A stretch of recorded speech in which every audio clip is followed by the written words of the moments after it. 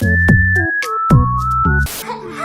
this is your Amazon delivery. It's just for you. I work at Amazon, as you can see. Woo!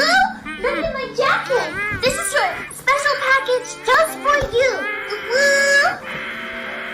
Yeah, that was, that was pretty rough. Whoa, hey, it's me, Wonder. Oh, calm down, you'd be too kind. It is so phenomenal to see you today. You look happy and full of life, and that's something. So anyways, every so often when I'm doom scrolling late at night, scrolling late at night in bed, I tiptoe and lurk in a specific little part of the internet. A little garbage disposal known as r/Cringetopia. Think of a little forum where all the world's most painfully cringy content converges into a massive soup of disappointment. You've got anything from people promoting their business using the passing of their spouse as a promotion. I cannot tell you how much I really wish that was a joke. Anime fans who go just a little bit too far with it. Just a little really weird. It's a bit of a mess, bit of a disaster. Well, once upon a time, the subreddit itself got deleted, taking with it its historical footnotes of unbearable cringe. And for the better part of a year, I was heartbroken to lose my disgusting slice of the internet. But today I was blessed with a gift from above because I stumbled across the reincarnation of this little Reddit forum, and I snuck in, revoked some of the worst,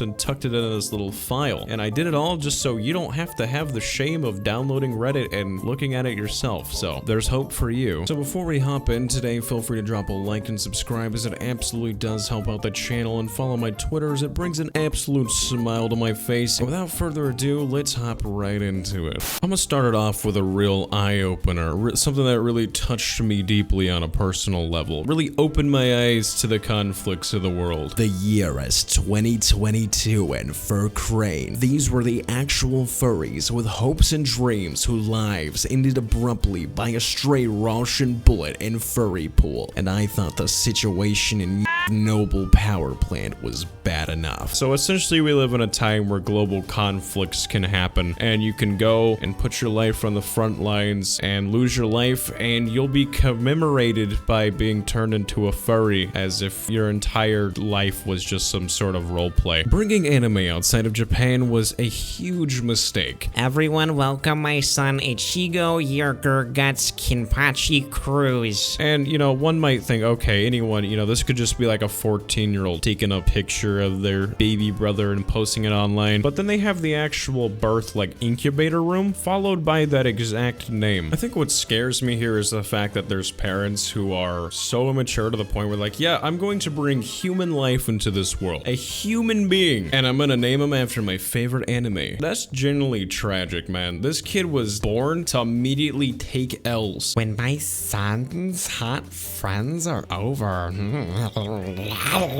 Okay, let's immediately pause the brakes here and let's flip the situation around. Imagine a dad posted to TikTok, "Well, my daughter's smoking hot friends are over. Yeah, boy." That would be on the news. But, you know, okay, it's okay when mom comes over here and posts it because it's apparently somehow less predatory. Another thing too is, gotta love the wedding rings on her fingers there. That is so creepy. Like, what if your son finds this? Let's not think about just the husband here. What if your son is just, oh, my mom made a TikTok. Interesting. And that's the first thing you see. Man, I don't care if it would be truancy. Like, if I lived out, I would move the out. And now I will put on a nice little speech voice for you to further separate my voice from what I'm about to read. Traveling to Japan tomorrow and have a question about the females. Hello, I will be arriving in Tokyo tomorrow and I would like to ask something peculiar. This, of course, isn't the main purpose of my trip, but I was wondering what is the best way to find a single female Japanese female. Like, what locations are the best place to find them? Also, when is the best place to take them on the first date, and what kind of gifts do they enjoy? I am traveling from the States, so I would greatly appreciate any information from those who have a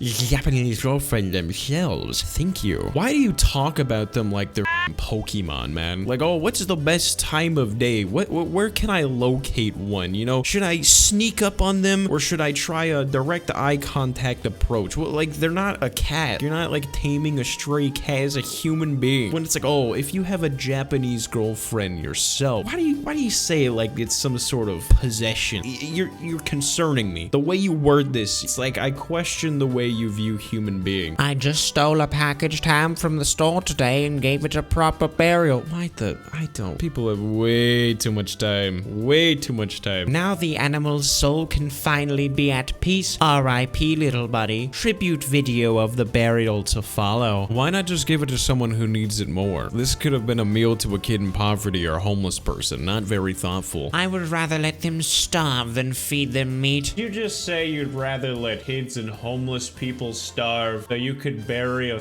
ham. Personally, I don't even like superheroes. I just like seeing diversity on the big screen. I went to Harlem to see Spider-Verse a second time. I sat in the front row and rather than watch the film, I turned around and watched a young African-American boy. I watched his laughs and his smiles. It was literally everything. So let's get this straight. Like, I just want to clear the air here. I need to iron out these details real quick. So you went to see a film, and for the duration of 1 hour and 56 minutes, you flipped around and just stared at a child for, I need to reiterate this, 1 hour and 56 minutes. Yeah, dawg, that's gonna be a no from me. That's a little creepy. I'm gonna be entirely honest. That is like some Chris Hansen here. Why don't you take a seat behavior? Like, I get what you were trying to go for. You were trying to be like, oh, I'm not like other white people. I did something unique. I went to see, Into the Spider-Verse. I know what you're trying to do, and you're being a bit of a goofy goober here. One perk of a cub party is getting to save all the pamps to snoof later that night.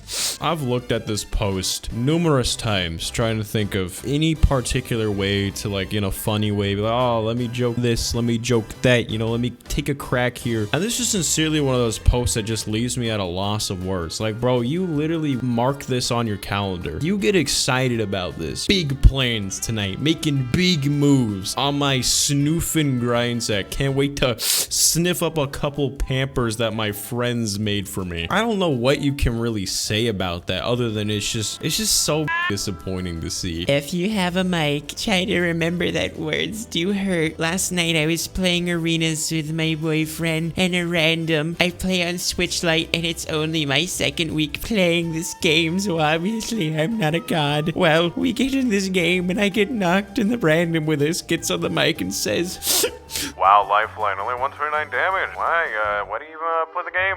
Delete it. No, I did exactly that. I closed the game and proceeded to cry for the next 15 minutes. I know I'm bad. I just don't need random strangers telling me that. Man, this is just how it is. This is just what dishing stuff out on the internet is like. You tell someone, oh, bro, you're bad, get good. You just take it on the chin. You hit them back with a, like a yield your mom or the classic IP address. Little goofy moves here and there. You don't turn off the lights, sit down in a dark corner and just sob silently like, damn, bro, someone's told me to get good. Hey, can someone come grab their dad from my DMs? Like, I'm begging. You got this man with such great confidence. Look at that smile. Might as well be a poster for like a dental company. He's so gleaming, so handsome. I can't show the rest of this image because I wouldn't have a channel. But yo, Carl over here, he didn't take too kindly to being exposed on the internet. I suggest you delete this, young girl. I only wanted to be a bit friendly with you in a nice way, of course, and I bet you did. Please do the right thing and delete this. Ain't not cool to leak someone's personal photos. I'm not a happy bunny now. The one thing that really adds the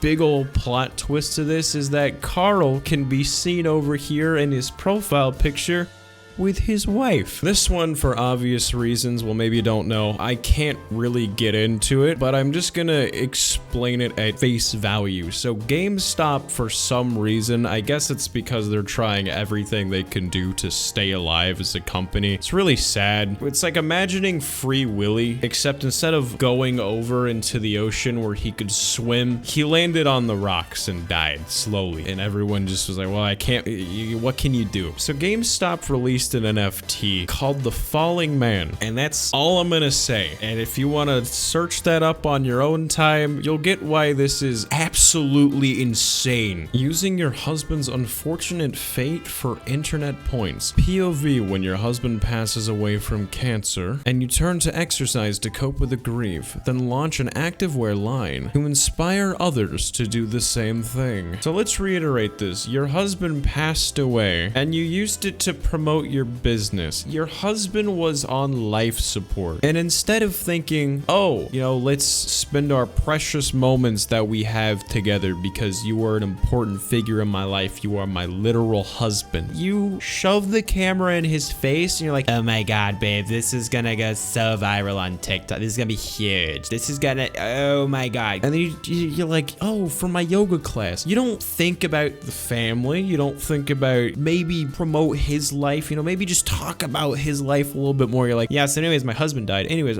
so my yoga class. Well, ladies and gentlemen, thank you so much for stopping by today. It was absolutely fun to take you by the hand and waltz through like Willy Wonka through the agony that is Reddit. If you enjoyed today's video, feel free to drop a like and subscribe down below. Follow me on Twitter and Discord and let me know a video recommendation you'd like me to cover. Also, just wanted to say the channel reached 1,700 subscribers, which is honestly mind-blowing to me. I can't imagine 1,700 people sitting in one room. That's super cool. So I just want to give a big thank you to everyone. I'm gonna get on out of here because I'm getting sleepy. So you take it easy and I'll see you in the next one. Farewell.